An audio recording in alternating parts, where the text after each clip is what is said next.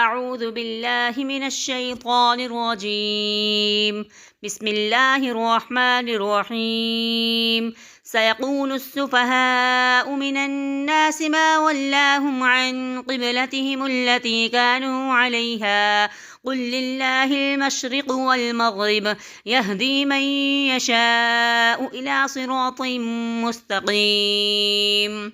دوسرے پارہ میں سورۃ بقرہ کے 16 رکوع شامل ہیں، یعنی رکوع نمبر 17 تا رکوع نمبر 32۔ رکوع نمبر 17 تحویل قبلہ اور تحویل امت کا بیان۔ 17ویں رکوع میں تحویل قبلہ کا حکم ہے۔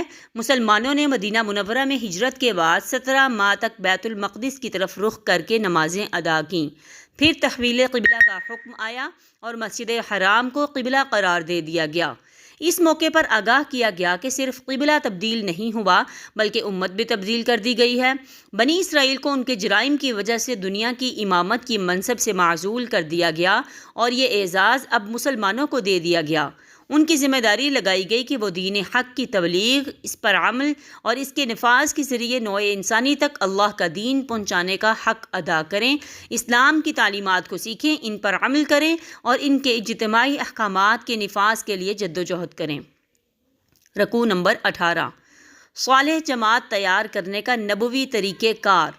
18ویں رکوع میں وہ طریقہ کار بیان کیا گیا ہے جس کے ذریعے سے نبی کریم صلی اللہ علیہ وسلم نے وہ صالح جماعت تیار کی جس کی قربانیوں کے ذریعے سے بالآخر اللہ کا دین غالب اور نافذ ہوا۔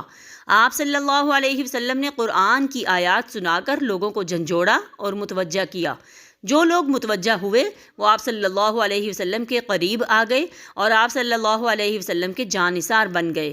اب آپ صلی اللہ علیہ وسلم نے اسی قرآن کے ذریعے سے ان کی تربیت اور تزکیہ کیا، ان کے دلوں سے دنیا کی محبت کو نکالا، آخرت کی فکر اور اللہ کی محبت کو ڈالا اور دین کے لیے مال لگانے اور اللہ کی راہ میں جان قربان کرنے کا جذبہ پیدا کیا۔ انہیں قرآن کے احکامات سکھائے، پھر ان احکامات کی حکمت بتا کر انہیں دین پر ثابت قدم کر دیا۔ ان ثابت قدم افراد کی جدوجہد سے دین غالب ہوا۔ رکوع نمبر 19 راہ حق میں قربانیاں دینی پڑیں گی۔ 19ویں رکوع میں آگاہ کیا گیا کہ نوع انسانی تک اللہ کے دین کی تبلیغ کا حق ادا کرنا ایک گھٹن ذمہ داری ہے۔ ضروری ہے کہ اس ذمہ داری کی ادائیگی کے لیے اللہ سے مدد مانگی جائے اور صبر و استقامت کی روش اختیار کی جائے۔ حق کی راہ میں مال و جان قربان کرنے کے مراحل آ کر رہتے ہیں۔ جو لوگ ان مراحل میں ڈٹ جاتے ہیں ان پر اللہ کی رحمتیں نازل ہوتی ہیں اور انہیں ہدایت یافتہ ہونے کی سند عطا ہوتی ہے۔ رکوع نمبر 20 قلبی ایمان کیسے حاصل ہوتا ہے۔ 20ویں رکوع میں اللہ نے یہ حقیقت بیان کی کہ ایمان کیسے شعوری طور پر حاصل ہوتا ہے۔ ایمان اللہ نے ہر انسان کے وجود میں رکھ دیا ہے، لیکن رفتہ رفتہ ہم اس ایمان سے غافل ہو جاتے ہیں۔ کائنات میں اللہ کی بے شمار نشانیاں ہیں، ان پر غور کرنے سے اللہ یاد آ جاتا ہے اور انسان کے اندر چھپے ہوئے ایمانی حقائق شعور کی سطح پر آ جاتے ہیں۔ انسانوں اور زمین کی تخلیق، آسمان سے برسنے والی بارش، زمین میں اگنے والی نباتات، زمین پر پھیلے ہوئے طرح طرح کے جاندار، ہواؤں کی تبدیلی، آسمانوں میں تیرنے والے بادل اور سمندر میں رواں دواں کشتیاں انسانوں کو عظیم خالق کی معرفت کا شعور دینے والی نشانیاں ہیں۔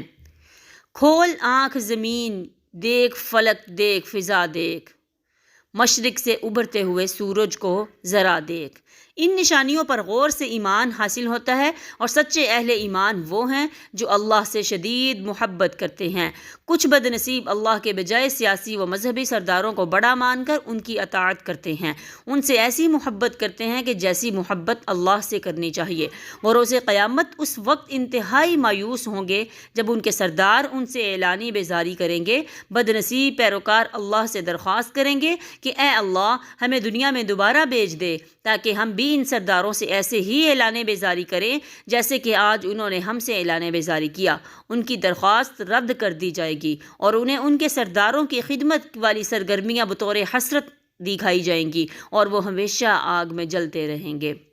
رکوع نمبر 21 عوام اور علماء کی گمراہی۔ 21ویں رکوع میں لوگوں کی اکثریت کی گمراہی کی وجہ بیان کی گئی ہے۔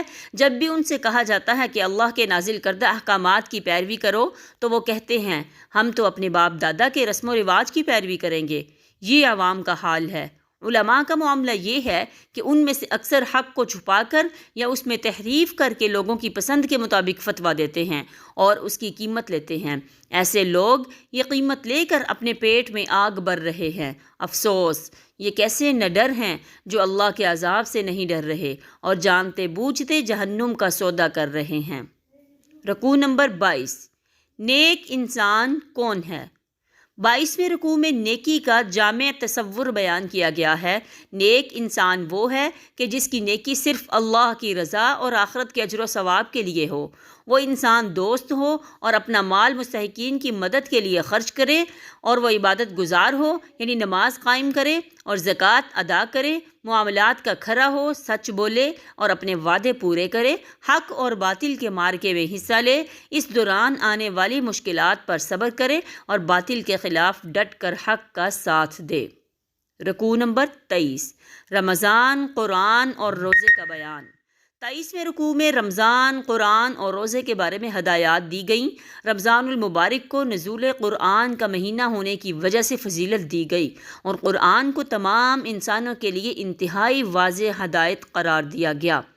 آگاہ کیا گیا کہ روزے دو ہیں، ایک روزہ فرض عبادت ہے جو صرف رمضان میں رکھنا ہے، اور دوسرا روزہ زندگی بھر کا ہے اور وہ ہے حرام کمائی سے پرہیز کرنا۔ منع کیا گیا کہ دوسروں کا مال ناحق طریقے سے مت کھاؤ۔ رکوع نمبر 24، اللہ کی راہ میں قتال اور انفاق کا حکم۔ 24ویں رکوع میں مسلمانوں کو مشرکین مکہ کے خلاف جنگ کرنے کا حکم دیا گیا۔ مکی دور میں اس کی اجازت نہیں تھی۔ فرمایا گیا کہ مشرکین سے دین کے غلبہ کی منزل سر ہونے تک جنگ کرتے رہو، البتہ ہر قسم کی زیادتی سے منع کیا گیا۔ ایسے لوگوں کو معاف کرنے کا حکم دیا گیا جو ظلم اور شرک سے باز آ جائیں۔ یہ بھی حکم دیا گیا کہ جنگ کے لیے مال خرچ کرو اور اپنے آپ کو ہلاکت میں نہ ڈالو۔ اگر تم جنگ نہیں کرو گے تو دشمن تم پر حاوی ہو جائے گا اور تمہیں ہلاک کر ڈالے گا۔ رکوع نمبر 25، پورے کے پورے اسلام پر عمل کرو۔ 25ویں رکوع میں مناسک حج کا ذکر ہے۔ حج کے موقع پر دعاؤں کے لیے وسیع وقت ہوتا ہے۔ کچھ بد نصیب وہاں پر اللہ سے صرف دنیا مانگتے ہیں، ان کے لیے آخرت میں کچھ نہیں ہے۔ البتہ جو لوگ اللہ سے دنیا و آخرت دونوں کی بھلائیاں مانگتے ہیں، ان کے لیے آخرت میں ان کی نیکیوں کا بھرپور اجر ہے۔ رکوع کے آخر میں حکم دیا گیا کہ پورے کے پورے اسلام پر عمل کرو۔ ایسا نہ ہو کہ کچھ باتیں اللہ کی مانو، کچھ رسم و رواج کی اور کچھ اپنے نفس کی۔ ایسی غیر خالص اطاعت شیطان کے نقش قدم کی پیروی ہے اور اللہ اسے ہرگز قبول نہیں کرے گا۔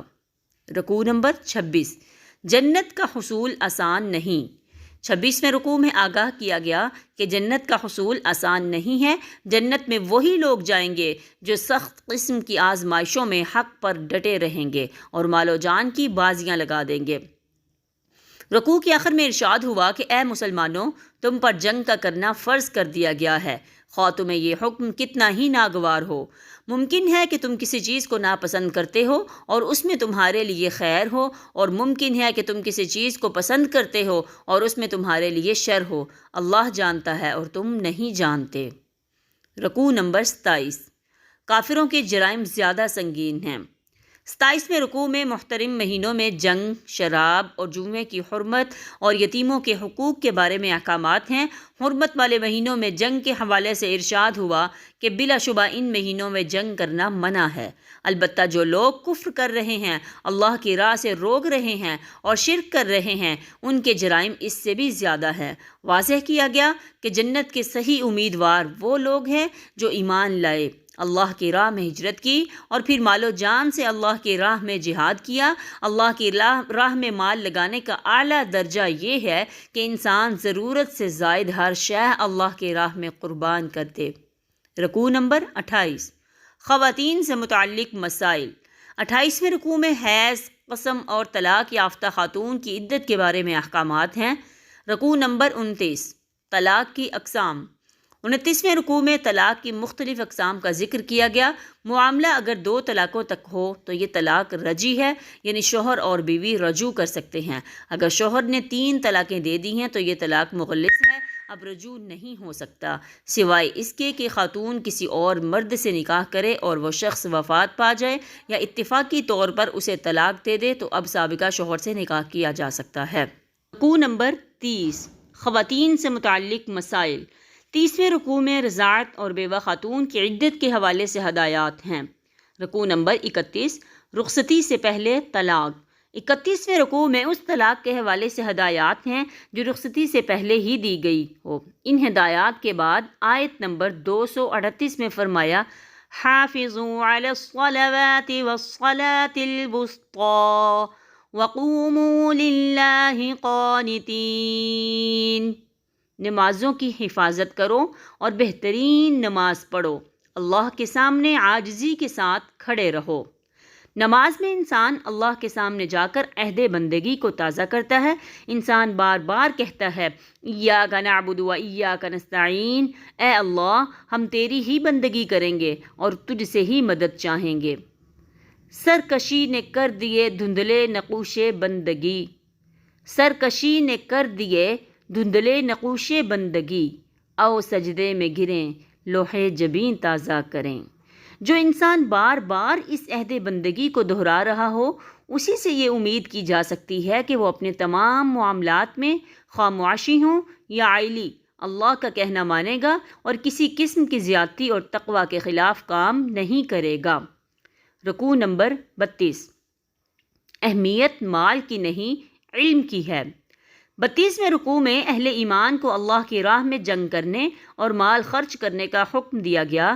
بشارت دی گئی کہ جو مال اللہ کی راہ میں خرچ کیا جائے گا اسے اللہ اپنے ذمہ قرض حسنہ قرار دیتا ہے اور روز قیامت اس کا کئی گنا اجر عطا فرمائے گا۔ اسی رکوع میں بنی اسرائیل کے بزدل لوگوں کی مثال بطور عبرت پیش کی گئی۔ بنی اسرائیل کو اللہ نے فلسطین پر فتح دے دی تھی۔ رفتہ رفتہ وہ دنیا داری میں پڑ گئے اور اس کے نتیجے میں وہاں آباد ایک مشرک قوم ان پر غالب آ گئی۔ وہ اس مشرک قوم سے ڈر کر اپنے شہر سے نکل گئے۔ اللہ نے ان پر موت طاری کی اور پھر دوبارہ زندہ کیا۔ انہیں احساس ہوا کہ جس موت سے ہم ڈر رہے تھے وہ تو یہاں بھی آ گئی۔ اب ان میں اللہ کی راہ میں جنگ کرنے کا جذبہ پیدا ہوا۔ انہوں نے اس وقت کے نبی حضرت سموئیل علیہ السلام سے بادشاہ مقرر کرنے کی درخواست کی۔ نبی نے اللہ کے حکم سے حضرت طالوت کو بادشاہ مقرر کر دیا۔ بنی اسرائیل نے اعتراض کیا کہ یہ بادشاہ کیسے ہو سکتے ہیں، یہ تو مالی اعتبار سے انتہائی تنگ دست ہیں۔ نبی نے جواب دیا کہ اللہ کی نگاہ میں مال کی نہیں بلکہ علم کی اہمیت ہے۔ اللہ نے انہیں علم دیا ہے اور جسمانی قوت دی ہے جو کہ جنگ کے لیے ضروری ہے۔ اللہ ہمیں بزدلی، بخل اور قیل و قتال سے بچائے اور اپنی راہ میں مال اور جان لگانے کی توفیق عطا فرمائے۔ آمین یا رب العالمین۔